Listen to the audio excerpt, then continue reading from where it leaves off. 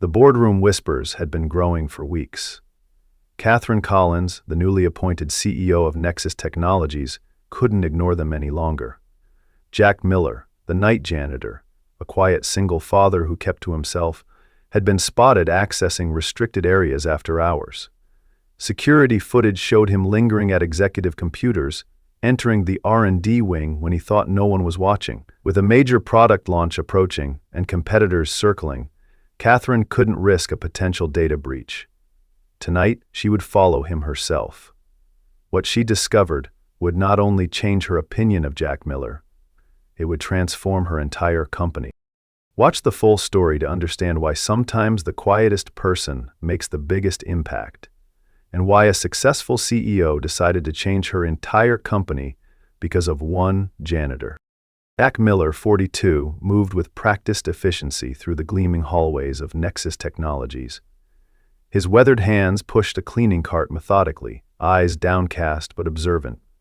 4 years at Nexus had taught him which executives left coffee rings, which developers worked latest, which security guards could be trusted. His worn blue uniform hung slightly loose on his frame, once athletic, now lean from years of stretching every dollar to provide for Emma, his 8-year-old daughter.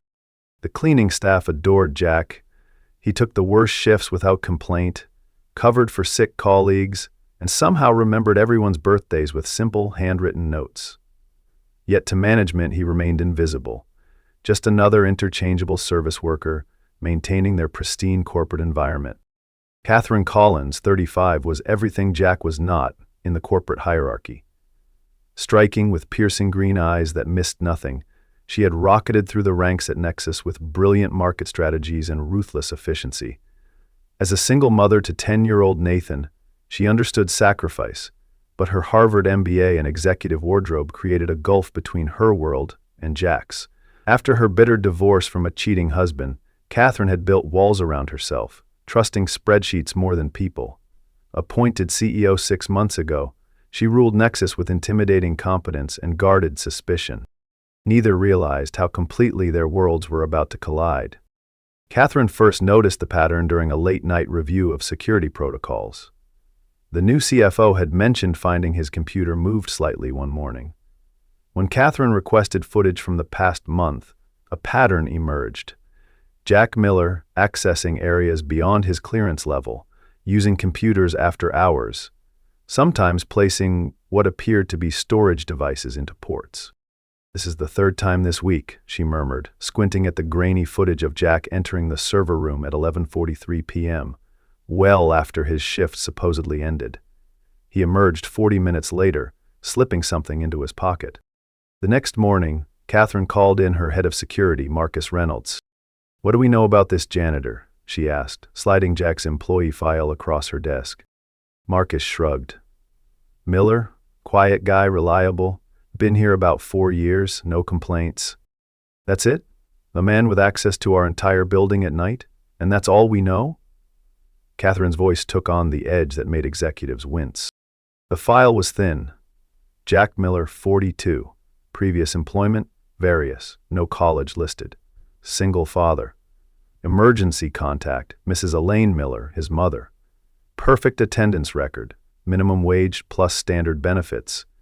Nothing that explained why a janitor needed access to high-security areas or executive computers. That afternoon, Catherine noticed Jack polishing the glass walls of the conference room while her executive team debated quarterly projections. His reflection watched the presentation momentarily before moving on. Had he been reading the confidential numbers displayed on the screen? "We have a major product launch in 3 weeks, she reminded Marcus later. "If any of that proprietary technology leaks, want me to terminate him? We could do it quietly." Catherine considered this. Something didn't add up. Jack had been at Nexus for years. Why start industrial espionage now? And if he was stealing data, why be so obvious about it? "Not yet. I want to know what he's doing first, who he's working for." That Friday, Catherine canceled her dinner plans and stayed late, changing into casual clothes kept for gym emergencies. When Jack's shift ended at 10 p.m., she followed him to the parking lot, maintaining distance as his battered Honda Civic pulled out. The car headed away from the affluent neighborhoods surrounding Nexus into progressively working-class areas. Catherine kept 3 cars between them, heart racing. Was he meeting contacts? Selling Nexus's intellectual property? After 20 minutes, Jack parked outside a run-down community center. The faded sign read Westside Community Resource Center. Jack retrieved a worn backpack from his trunk and walked inside. Catherine waited 5 minutes before following. Through a window, she could see Jack setting up laptops in what appeared to be a classroom. Children began filing in, mostly teenagers, some younger, from visibly diverse backgrounds. Jack greeted each by name, helping them settle at workstations. Confused, Catherine slipped inside, lingering in the hallway. She could hear Jack's voice, warm and authoritative in a way she'd never heard at Nexus. Remember what we discussed about algorithm efficiency? Today we're putting that into practice. Let's build something that actually helps people. Catherine peered around the doorframe. Jack stood before a whiteboard, diagramming what appeared to be a complex software flowchart. The teenagers watched with rapt attention as his confident hands mapped connections between modules.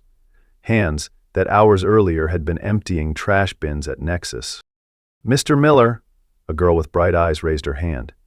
"Could we use this same approach for the community resource database?" "Excellent question, Lucia. That's exactly the kind of application I had in mind." Catherine watched, dumbfounded, as Jack led the class through what she recognized as advanced systems architecture, college-level material at minimum. These children, many wearing second-hand clothes, typed furiously as Jack moved between stations, offering guidance with patient expertise. After class, she followed Jack to another room where younger children waited.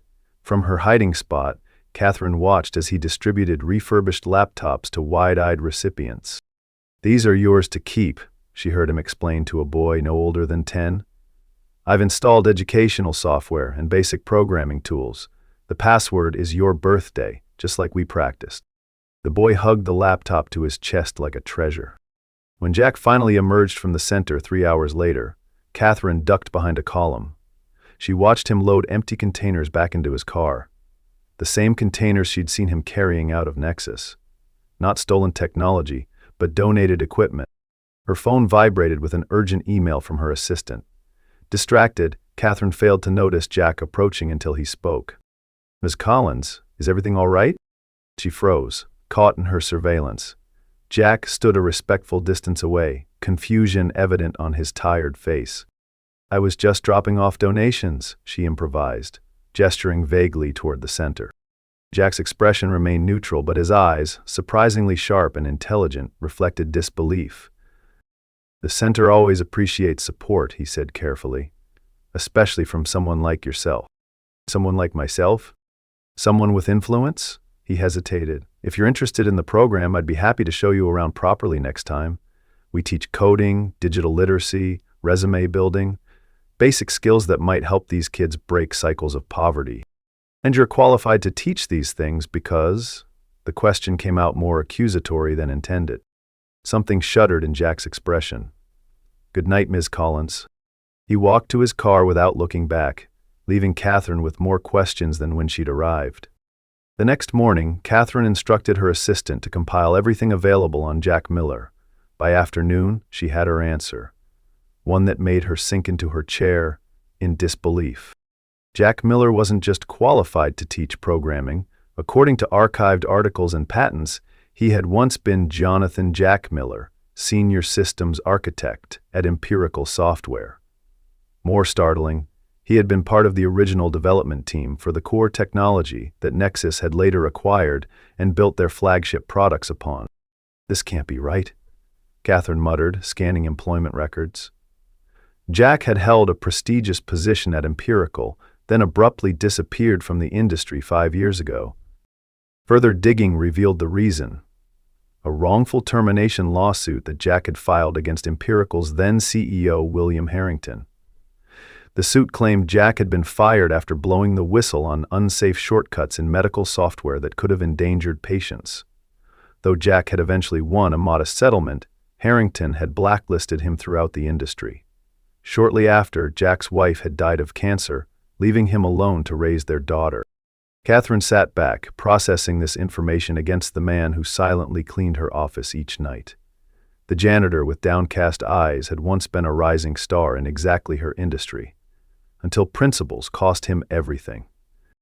That night, Catherine returned to the community center, this time walking directly to the administrative office. The director, an older woman named Diane, greeted her with surprise when Catherine introduced herself as Nexus's CEO. "Jack never mentioned knowing someone from Nexus," Diane remarked. "We're not exactly acquainted," Catherine admitted. "I'm curious about your program here." Diane's pride was evident as she explained. "We serve predominantly immigrant and low-income families. Many parents work multiple jobs, leaving children unsupervised. Our center provides safe space, meals, and education." She hesitated. "Jack's program has been transformative. Before him, we could barely offer basic computer access. Now we have coding classes, digital literacy, even internship preparation." "And Jack provides this for free?" Diane's expression softened. "He volunteers all his time. The equipment comes from donations he somehow finds. Refurbished laptops, monitors, cables. We've seen children who couldn't turn on a computer now building websites for local businesses." Catherine followed Diane to a small classroom where Jack sat with an elderly woman, patiently showing her how to use video calling software. "She hasn't seen her grandchildren in Venezuela for 8 years, Diane explained quietly. Jack set up the connection and taught her how to use it. As they toured the facility, Catherine noticed the makeshift nature of everything. Outdated equipment, furniture held together with duct tape, a leaking ceiling with strategically placed buckets. Yet somehow, the space radiated purpose and hope. "Our biggest challenge is space and equipment," Diane confided. "We have a waiting list of 60 children. Jack does miracles with what he finds, but what if someone wanted to help?" Catherine asked. Diane's eyes widened. "That would be extraordinary." The next day, Catherine authorized an anonymous corporate donation to the West Side Center. Enough for building repairs, new equipment, and expanded programming space. When Jack arrived that evening to find new computers being installed, Diane simply said they'd received an unexpected blessing. Over the following weeks, Catherine found herself inventing reasons to work late, observing Jack from a distance. Once aware of his background, she noticed the incongruities. How he methodically organized server cables that most janitors would jumble together. How his eyes lingered on code displayed on developer screens. The careful way he handled electronic equipment others might treat as trash. When developers left prototype tablets unattended, Jack didn't steal them. He adjusted their position to prevent overheating. When confidential documents were carelessly left out, he didn't photograph them, he placed them in secure drawers. The man she'd suspected of corporate espionage was actually providing unpaid security oversight. Catherine was still processing these revelations when crisis struck Nexus. 3 days before their major product launch, the development team discovered a critical flaw in their flagship software, one that threatened to delay release by months and potentially cost millions in lost revenue and stock devaluation. The executive floor became a war zone of blame and panic. Catherine ordered an emergency meeting of all senior technical staff. Solutions proposed were either too time-consuming or risked introducing new problems. As the meeting descended into finger-pointing, Catherine noticed Jack quietly cleaning the adjacent conference room, his reflection in the glass showing an expression of concerned concentration. On impulse, Catherine stepped out of the meeting. "Jack, could I speak with you a moment?" He followed her to a quiet corner, maintaining a respectful distance. "You were part of the original empirical team that developed our core framework," she stated without preamble. Jack's expression revealed nothing. "You've been researching me." "Yes." Catherine met his gaze directly. "We have a critical system failure in the integration layer. Given your background, I wonder if you might have insights." For a long moment, Jack said nothing. Then, "May I see the error logs?" Catherine led him to her office, ignoring the startled looks from executives as the janitor followed her. She pulled up the diagnostic reports on her screen. Jack studied them intently, his posture shifting subtly as he leaned forward. Transformation visible as the janitor receded and the architect emerged. His fingers hovered over the keyboard questioningly. When Catherine nodded permission, he began typing with confident precision, navigating complex system architecture with evident familiarity. After 20 minutes of focused work, he straightened. The integration layer isn't the primary problem. It's a memory allocation issue in the underlying framework, something we encountered in the original development. He pointed to specific sections of code. These workarounds are triggering cascading failures when the system scales beyond certain parameters. Can it be fixed before launch? Catherine asked. Jack nodded slowly. With the right approach, I'd need to see the full code base to be certain. Catherine made a decision. Come with me. She led him back to the boardroom, where arguing executives fell silent at their entrance. Without preamble, Catherine announced, "This is Jack Miller. He was senior systems architect on the original framework and has identified our problem. For the next 48 hours, he'll be consulting with our development team." The CTO's incredulous "the janitor" hung in the stunned silence. Catherine fixed him with a level stare. "Mr. Miller was implementing advanced systems architecture while you were still learning basic syntax, Thomas. I suggest you listen carefully to what he has to say." 46 hours later, Nexus launched its product on schedule. The critical flaw had been not only fixed but improved upon, with Jack's solution creating unexpected efficiencies that enhanced overall performance. The stock price jumped 12% by closing bell. In the aftermath, Catherine called an all-hands meeting. The entire company, from executives to maintenance staff, gathered in the main atrium. Jack stood uncertainly at the back, still in his janitor's uniform. "Nexus faced potential disaster this week," Catherine began. "Our success today isn't just about avoiding failure. It's about recognizing value where we failed to see it." She gestured for Jack to join her on the platform. After a moment's hesitation, he complied, discomfort evident in his rigid posture. "Many of you know Jack as the man who keeps our facilities running. What you don't know is that Jack Miller was once at the forefront of the technology that made Nexus possible." She proceeded to outline Jack's contributions to the industry and the ethical stand that had cost him his career. "While we've been stepping over him to reach our offices, we've been ignorant of the expertise literally cleaning up after us." Catherine turned to face Jack directly. "On behalf of Nexus, I offer both apology and opportunity. We would be honored to have you rejoin the technical leadership team, effective immediately." Murmurs rippled through the crowd. Jack's expression remained carefully neutral, though something flickered in his eyes. "That's very generous, Miss Collins," he replied, voice steady, "but I'm afraid I must decline." Catherine hadn't anticipated refusal. Before she could respond, Jack continued, 5 years ago, I made a choice between professional advancement and ethical responsibility. That choice cost me my career, but preserved something more valuable." His voice gained confidence as he spoke. "In losing that world, I found another. The children and families I work with at Westside Center need advocates and mentors. More than this company needs another systems architect." Catherine recovered quickly. "Then I propose an alternative. Nexus will establish a technology access initiative with the Westside Center as our flagship partner. We'll provide equipment, curriculum development, and internship pathways. Most importantly, we need a director of community technology outreach to lead this initiative." She extended her hand. "The position is yours if you want it." The atrium erupted in applause. Something remarkable happened to Jack's face. A genuine smile transformed his features, erasing years of careful guardedness. "This," he said, taking her hand, "is an offer I'd be honored to accept." The transformation began immediately. Jack continued his evening classes at Westside, now with Nexus's full corporate backing. Catherine visited regularly, initially to monitor the investment, then increasingly because she found herself drawn to the center's energy and purpose.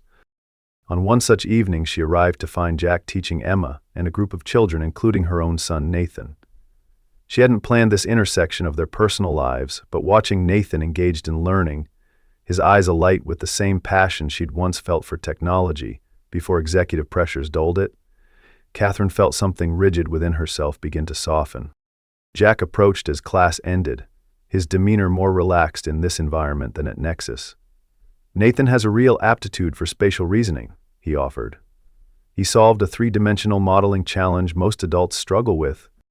"Who hasn't shown much interest in my work before," Catherine admitted, watching her son helping younger children pack up their materials. "Perhaps because corporate software lacks dinosaurs and spaceships," Jack suggested with unexpected humor. Catherine found herself laughing, a genuine sound that surprised them both. Fair point. As weeks passed, the initiative expanded. Nexus employees began volunteering their expertise. Former center students returned as mentors. Jack's quiet leadership style, so different from Catherine's directive approach, proved remarkably effective at building community engagement. What began as professional respect between CEO and janitor turned director evolved into something more complex. They were both single parents wounded by loss, both driven by principles beneath protective shells. In Jack's dedicated care for others, Catherine recognized a strength different from Mystique, but equal to her own ambition. In her determined efficiency, Jack found complementary purpose to his patient nurturing. The breaking point came during budget reviews, when Catherine defended the initiative against board members questioning its ROI. "The Technology Access Initiative isn't charity," she stated firmly. "It's strategic investment in future talent and community goodwill. Our quarterly engagement metrics show 32% improvement in brand perception. More importantly, we've already identified 17 exceptional students for our internship pipeline." "Commendable," the CFO acknowledged, "but the resources allocated seem disproportionate to immediate returns. Jack Miller created our core architecture, then we relegated him to cleaning floors because the industry blacklisted him for ethical conduct," Catherine responded sharply. "How many other brilliant minds are we missing because they lack opportunity, not ability?" This initiative corrects institutional blindness while building competitive advantage. After securing continued funding, Catherine found Jack waiting outside the boardroom. "You didn't have to fight so hard for us," he said quietly. "Yes, I did." Their eyes held for a moment longer than professionally necessary. That weekend, their children's playdate became dinner at Catherine's home, then lingered into evening conversation after the children fell asleep watching movies. Somewhere between discussing curriculum development and sharing stories of single parenthood, personal barriers began dissolving. "Why did you follow me that night?" Jack finally asked. "You could have just fired me for unauthorized computer use." Catherine considered her answer carefully. "Something didn't fit. The careful way you worked. I needed to understand before judging." "A rare quality," Jack observed. "Most people find judgment more convenient than understanding." "I've been on the receiving end of convenient judgments too often to trust them," she admitted. Their conversation continued past midnight, two guarded individuals cautiously recognizing reflection in each other. 6 months after Jack's appointment, the West Side Center hosted a formal opening of its expanded facilities. The Jack Miller Technology Lab, plaque, had been Catherine's surprise, overriding his protests about recognition. The classroom, once cramped and makeshift, now featured state-of-the-art equipment, comfortable learning spaces, and walls adorned with student projects. More significant were the faces. Children from the community alongside Nexus executives. Neighborhood parents beside software engineers. All united in celebrating something built together. As Catherine prepared to address the gathering, she caught sight of Jack kneeling beside a young boy struggling with a coding problem. The patient attention he showed, the same focus, whether helping a child or solving million-dollar technical problems, crystallized everything that had changed at Nexus under their unusual partnership. "When I became CEO," Catherine began her speech, "I measured success through market share and profit margins. Important metrics, certainly, but incomplete." She gestured around the room. "True innovation happens when we recognize potential in unexpected places, when we value contribution over credentials, when we understand that talent doesn't always arrive in expected packages." Jack stood quietly at the back, uncomfortable with the tension but visibly moved by the transformed space and opportunities it represented. This initiative began because one person refused to abandon principles or community, even when it cost him everything professionally, Catherine continued. Jack Miller reminded us that technology should serve humanity, not the reverse. In doing so, he's helped Nexus rediscover its purpose beyond profit. The center's first graduates, now Nexus interns, presented Jack with a handmade plaque. Unlike the company's corporate recognition, this one read simply, "For the man who saw what we could become before we knew ourselves." Later, as the celebration continued, Catherine found Jack standing alone, watching their children playing programming games with other students. "Having second thoughts about refusing that senior architect position?" she asked, joining him. Jack shook his head. "None whatsoever." He nodded toward where Emma was helping Nathan debug his game. "Some architectures matter more than software." Catherine found herself reaching for his hand, a gesture that would have been unimaginable months earlier. "Nexus was building all the wrong things before you arrived. You were the one brave enough to change direction," he countered. "Perhaps we needed each other to see clearly." Her fingers tightened briefly around his. "I'm still learning to value what can't be quantified in quarterly reports." Jack's smile reached his eyes, a transformation still new enough to seem remarkable. "And I'm learning that sometimes influence can amplify impact rather than corrupt it." As evening fell, families gradually departed until only core staff remained. Catherine watched Jack help maintenance workers, his former colleagues, organize the cleanup, still fundamentally the same humble man despite his restored professional standing. Nathan approached, interrupting her thoughts. "Mom, can Emma come for another coding sleepover this weekend?" "Mr. Miller said it's okay if you agree." Catherine smiled at her son's enthusiasm. "I think that could be arranged." As they prepared to leave, Jack secured the new facility with care born of years protecting what mattered with limited resources. At the entrance, he paused before a newly installed wooden sign bearing the center's expanded name, West Side Technology and Community Development Center, built for second chances. "Your idea?" he asked, recognizing Catherine's influence. "Some concepts deserve recognition." Their eyes met, with shared understanding of second chances, professional and personal. Emma and Nathan raced ahead to the parking lot, their friendship uncomplicated by the adult's complex history. Catherine and Jack followed more slowly, their professional partnership evolving into something neither had sought, but both increasingly welcomed. The board approved regional expansion, Catherine mentioned. 5 new centers within 2 years. "We'll need someone overseeing the broader initiative," she glanced at him. "Someone who understands both the technology and the human element." Jack considered this. "Ambitious." "Necessary," Catherine countered. "Technology access remains the greatest predictor of economic mobility. What you've built here deserves multiplication." They reached their cars, parked side by side, her luxury sedan and his practical Honda, containing children already planning their weekend projects. "I'll consider it," Jack promised, "if you'll consider something in return." "Which is?" "Joining us for the Wilderness STEM camping trip next month. The children learn environmental monitoring technology. Parents learn to survive without email for 48 hours. Catherine laughed, the unguarded sound still new between them. "Terrifying." "Growth requires discomfort," Jack reminded her, echoing her own words from a recent strategy meeting. As they prepared to drive their separate ways, for now, Catherine reflected on how completely her understanding had been transformed. 6 months ago, she'd followed a janitor suspecting corporate espionage. Tonight, she was following his lead into community impact she'd never imagined for her company or herself. "Catherine," Jack called as she opened her car door. When she turned, his expression held the quiet certainty that had first drawn her attention. "Some of the parents are organizing a community dinner next weekend. Nothing formal. You and Nathan would be welcome." The invitation hung between them. Professional collaboration edging toward personal connection. "We'd like that," she answered simply. As they drove away in opposite directions, her to the executive neighborhood, him to his modest apartment, Catherine caught a final glimpse of the center in her rearview mirror. The building stood transformed, just like the company, just like their understanding of value and purpose. What began with suspicion had become partnership. What started as corporate initiative was becoming community.